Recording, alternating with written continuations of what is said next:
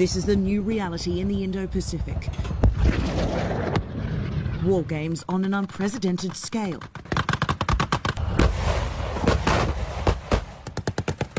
Amid growing military pressure from China, Taiwan preparing for the possibility that Chinese forces could attack at any moment.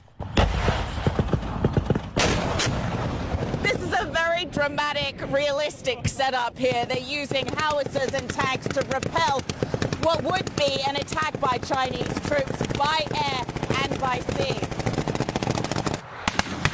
These are live fire drills, which also include artillery, guns and cannon fire to annihilate the enemy at sea.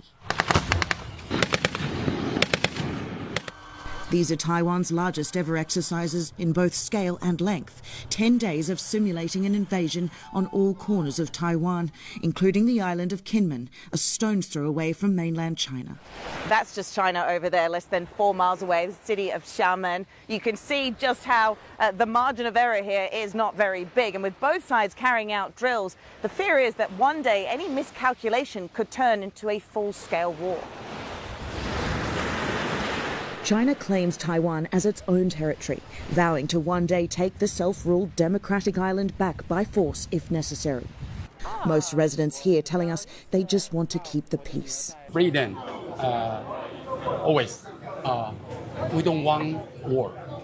And like most people we speak to here, many who have relatives across the strait, Arthur says he does not want to lose the democratic freedom he enjoys in Taiwan. 中国政府他们有他们对他们人民的一套制度，或许中国人民他们可以接受但是不同的文化就造就了不同的想法。在越来越不一样。yes， 怎么说呢？越走越远。On Taiwan's main island, reminders too that the country is in a heightened state of preparedness. In the centre of town, residents tell us these US-supplied Patriot missile launchers just one day last week appeared in their local park near an active airport, just minutes from the city's skyscrapers. Does it scare you? A little bit. When seeing this, you get your nerves tense. Across Taiwan, civilians rehearse how to take cover if an attack was to come. Sirens are going off in this supermarket, so everyone's filing into the car park now.